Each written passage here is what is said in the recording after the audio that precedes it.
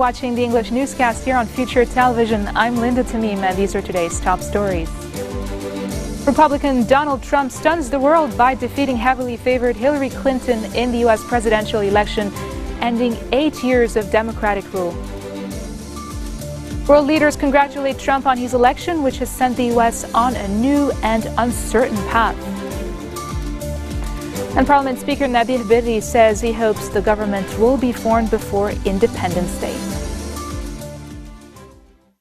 Republican Donald Trump is the next president of the United States after a long and bitter and as well decisive election campaign.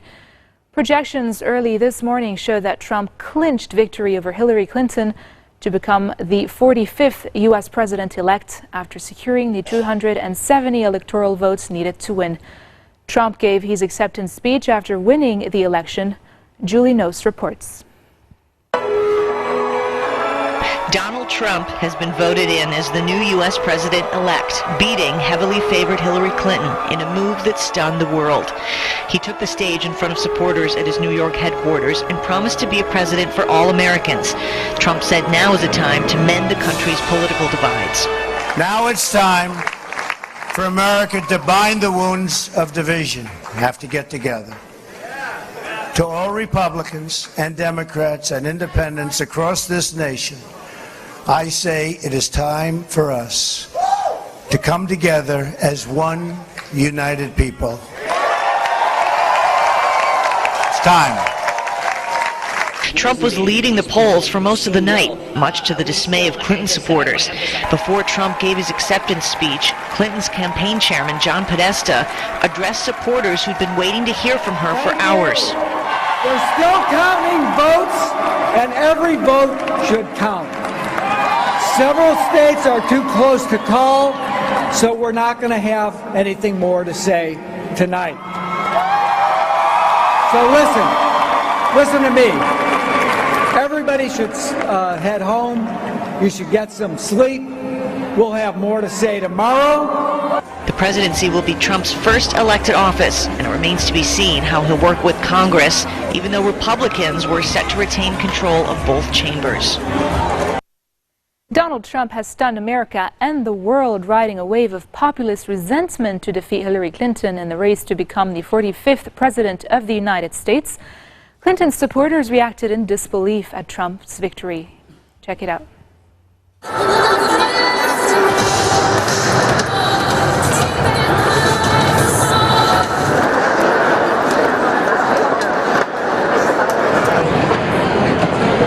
I wanted to come here to experience it, see it all, but of course I'm sad and disappointed, but there's still hope. Yep. Sorry.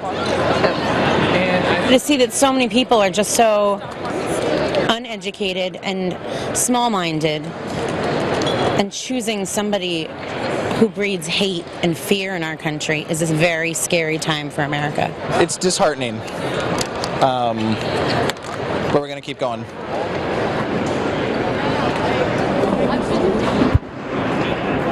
Protests against Donald Trump broke out in California's Bay Area shortly after he won the election.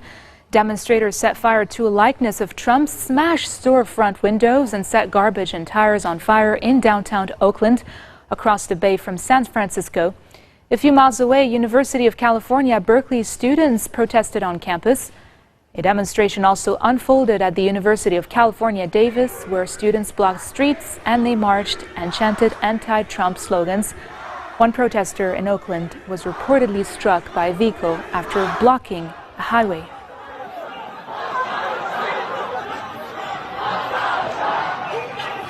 No justice, no peace. No justice, no peace. No justice, no peace. Meanwhile, Trump supporters in Miami celebrated his victory as he defeated Clinton. Here are a few reactions.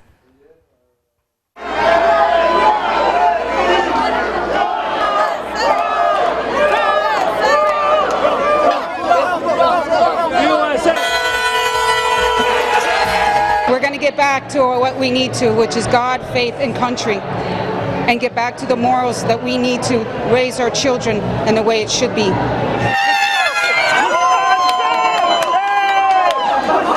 I'm excited for America. I'm not here to support a party by itself. I'm here to support the well-being of my country. And America has spoken. We are not a third world country, and our democracy says that we should always be for the people. Wow, it's so much to explain. I mean, he's gonna do so much for the Latino, especially the Cuban American community. He's gonna, he's gonna do so much for economy. He's gonna bring jobs back to the United States.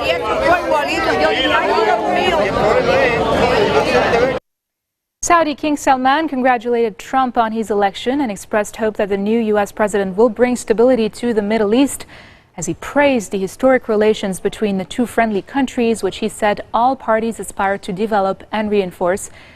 Egyptian President Abdel Fattah al-Sisi reportedly spoke to Donald Trump on the telephone today, congratulating him on his victory and seeking to foster closer diplomatic ties. For his part, Iran's foreign minister has called on Trump to stick to international agreements following his threats during the election campaign to tear up a nuclear deal with Tehran. Trump has vowed to rip up last year's deal with world powers, which lifted international sanctions in return for curbs on Iran's nuclear program. Russian President Vladimir Putin says his country is ready to do its part to fully restore ties with Washington following the election of Trump as the next U.S. president. Trump's election has sent the U.S. on a new uncertain path. Among those uncertainties will be the Trump administration's future relations with Russia. Ties between Washington and Moscow have become increasingly strained over the conflicts in Ukraine and Syria, and allegations of Russian cyber attacks featured in the U.S. election campaign. For his part, French President François Hollande congratulated Trump on his victory, but also warned the result would open up a period of uncertainty. He said France would be vigilant and frank in its talks with the new administration on international issues. Katy Perry, Cher, Michael Moore, Mark Ruffalo, Whoopi Goldberg, and Jessica Chastain are among many who have tweeted their frustrations and concerns about Trump becoming president. Cher tweeted, quote, "The world will never be the same. I feel sad for the young," end of quote. Some posts expressed hope, like Katy Perry's "We will never be silenced" and "The revolution is coming." Black Mirror, the British television series famous for its speculative fiction and satirical humor, tweeted, quote, "This isn't an episode, this isn't marketing, this is reality." Coming up next, U.S.-backed forces press offensive on ISIS strongholds in Syria and Iraq. Stay tuned.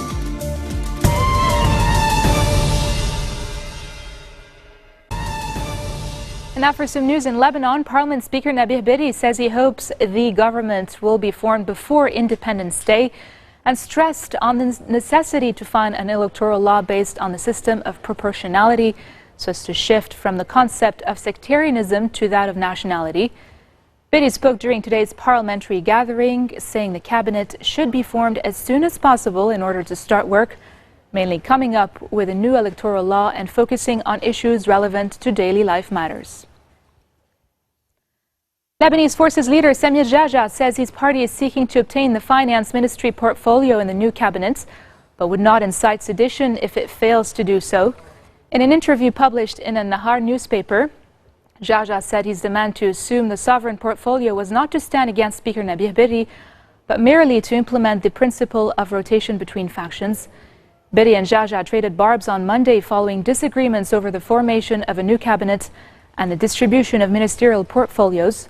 The finance ministry is a particular point of contention, as Berri refuses to hand over the ministry to the Alef, insisting that it is part of the Shiites' share in the government. Caretaker Finance Minister Ali Hassan Khalil is Berri's close aide. Sovereign ministries include the finance, defense, interior, and foreign ministries. However, Jaja told in Nahar that Christians will not complicate the formation of the cabinet. The Lebanese army has foiled an attempt by a group of militants to infiltrate the country through its eastern mountain range. The national news agency said the soldiers exchanged fire with the militants on the outskirts of the village of Khrebe in the Bekaa Valley. The military unit managed to wound 4 of the militants who were admitted to Dar al-Amal hospital in the city of Baalbek. Local newspaper in Nahar reported that the clashes erupted outside the village of Janta. The Daily said one of the wounded was in critical condition.